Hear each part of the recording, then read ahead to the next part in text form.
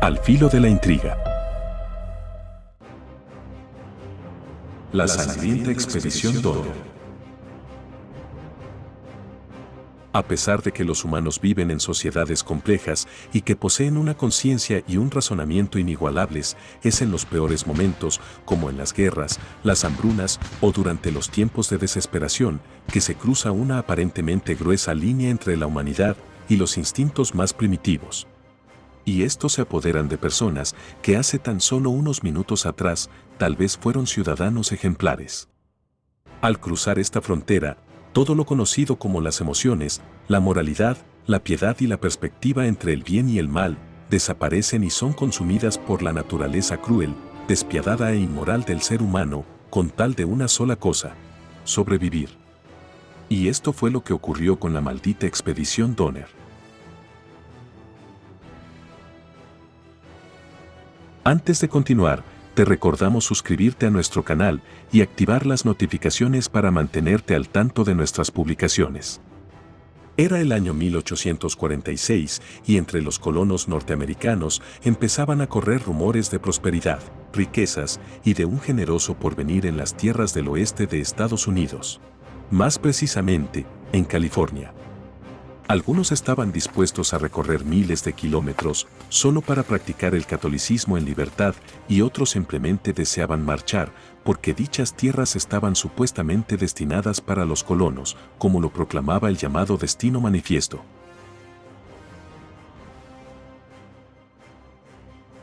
Con las esperanzas de hallar mejores condiciones de vida y tierras ricas y fértiles, cientos de familias de colonos decidieron marchar hacia California, poniendo en riesgo sus pertenencias, dinero, animales e incluso sus propias vidas. Hacía tiempo se había ya trazado una ruta que partía desde Illinois, comenzando desde el centro-este del gigante americano, viajando algo más de 3.500 kilómetros por todo el centro de la nación, hasta llegar a la costa oeste.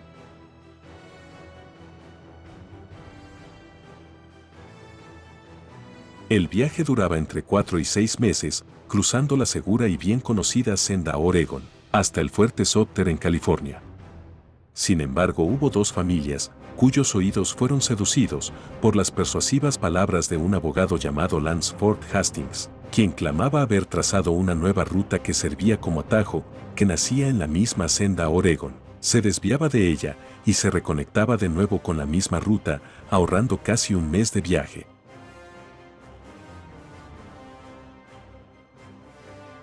Eran dos familias.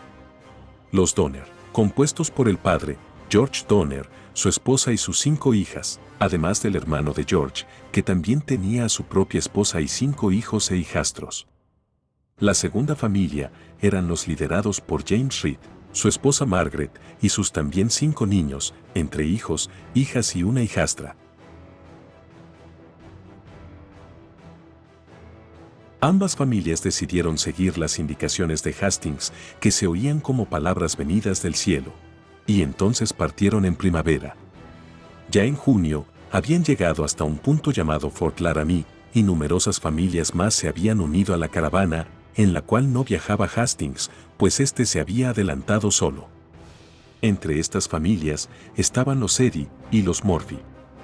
También nos acompañarían un inmigrante alemán llamado Louis Kisber con su familia, y varios trabajadores inmigrantes solitarios.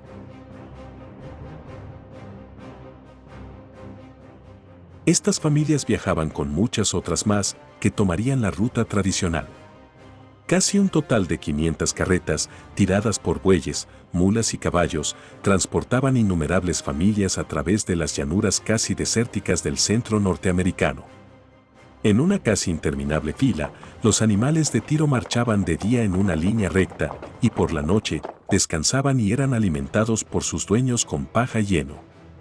Los humanos conducían de día, cuidaban a sus familias y enfermos, y mantenían sus armas a mano en caso de que los nativos americanos los atacasen.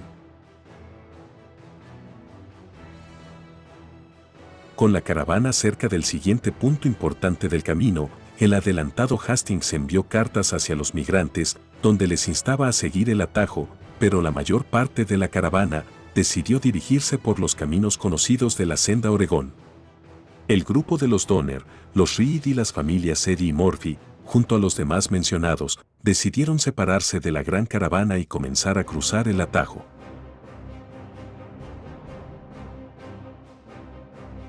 Ya cruzando el atajo, se toparon con un comerciante de montaña llamado Jim Bridger, que les instó con vehemencia que debían seguir dicho trayecto. Les dijo que hallarían prados con abundante agua y alimento para los animales. Sin embargo, les había ocultado unas cartas de advertencia que un periodista envió a la caravana, advirtiéndoles a los migrantes que si seguían, se adentrarían a una muerte casi segura. Después de todo, el montañés solo quería que la gente conociera dicha ruta para beneficiar su negocio. El comerciante los despide, prácticamente sentenciándolos a muerte. De lleno en el atajo, nacían colinas y pendientes que se hacían cada vez más pronunciadas, y aunque un jinete a caballo como Hastings pudiese pasar con pocas dificultades, las pesadas carretas exigían el doble de esfuerzo para los animales, por lo que los hombres colaboraban con las bestias para que nada cayera cuesta abajo. Hastings dejó una carta donde ordenaba a la caravana parar, pues no se hallaba seguro de su propio camino. Los líderes de la caravana se reunieron con Hastings y les indicó un nuevo camino, pero él no les acompañaría. No había prados verdes y vivos, sino una senda empinada y rocosa, teniendo que limpiar el camino de enormes piedras para que las carretas pudieran avanzar. Los suministros amenazaban con acabarse antes de tiempo y aún no habían llegado al que se suponía era el punto más peligroso del viaje, que era la Sierra Nevada, justo antes de llegar a California.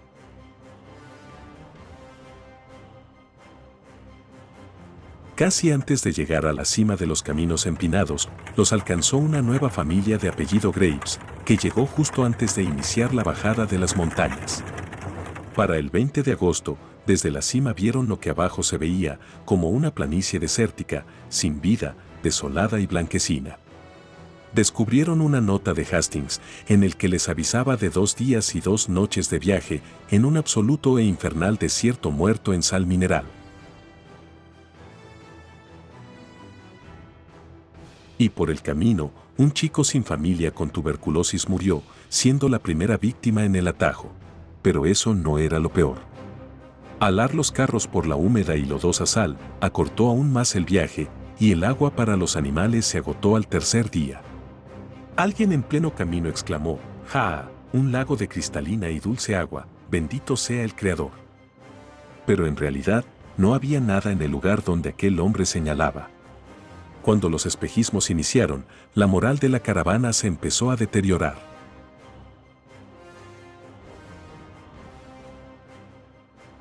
Docenas de bueyes huyeron desesperados y sedientos, sabiendo que sus humanos los habían llevado a un valle mortal. A esto se sumaron los ataques de los nativos, que asesinaron y robaron animales. Cuando los migrantes cruzaron el desierto y un par de montañas más, se incorporaron de nuevo a la senda a Oregón. Pero el mes que supuestamente se iban a ahorrar, se convirtió en realidad en un mes adicional gracias a ese atajo, lo que marcó el inicio de la verdadera desgracia.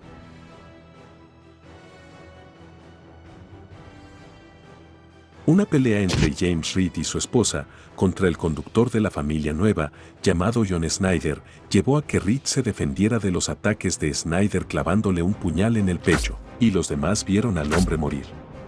Ante los ruegos de su familia, Reed no fue ahorcado, sino desterrado solo y a su suerte. La caravana seguía, y un anciano solitario, con los pies ensangrentados por caminar, murió al ser abandonado por el migrante alemán. La verdadera maldición llegó con su estancia en el lago Truckee, previo a la Sierra Nevada. Nadie lo sabía, pero James Reed fue rescatado y llevado hasta California, donde pidió ayuda a los militares para buscar a su familia. En la caravana, una pequeña expedición trajo a 2 guías nativos que los ayudarían a cruzar la sierra. Con ellos partieron un grupo de al menos 15 personas, mientras el resto acampaba en tiendas improvisadas cerca del lago. El mes extra les costó caro a los migrantes, pues el cruel invierno había llegado antes de lo esperado, justo cuando se asentaron en la sierra. Metros y metros de nieve evitaron que las expediciones avanzaran por muchos días. Ya era 12 de noviembre y el grupo adelantado no había avanzado nada. Aprovechando una pequeña mejora del tormentoso clima, el 16 de diciembre intentaron de nuevo llegar a la cima de la sierra, pero uno de los integrantes no pudo seguir avanzando y pidió que lo abandonaran. Ya para Nochebuena no habían llegado a ningún lugar y estaban perdidos. Entonces empezó el infierno.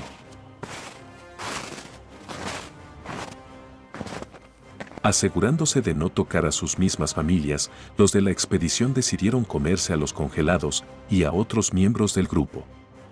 Por un momento pensaron en hacer lo mismo con sus guías, pero estos huyeron al enterarse de lo que les aguardaba. Sin embargo, fueron alcanzados poco después al no haber comido nada por 9 días y finalmente fueron devorados. Avanzando a tientas, los que quedaban llegaron hasta una tribu indígena que los guiaron hasta llegar a un rancho próximo a California, donde pidieron ayuda para los demás.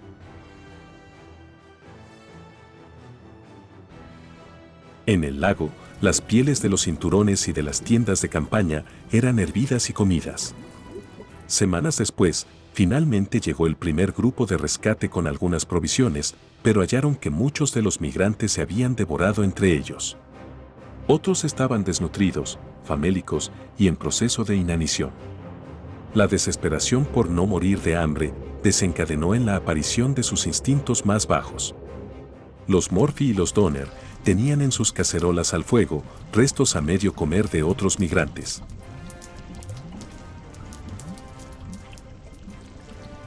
En el primer viaje se llevaron a 23 migrantes y el segundo viaje de rescate llegó el 1 de marzo de 1847, llevándose a 17 viajeros, principalmente niños que habían a devorarse las entrañas cocinadas de sus mismos familiares o compañeros de viaje. El 14 de marzo llegó el penúltimo rescate, donde William Eddy, que había sobrevivido a la pequeña expedición y llegado a California, halló que sus hijos fueron devorados por el alemán Louis Kisber, cuya hija de 2 años también había muerto hacía días.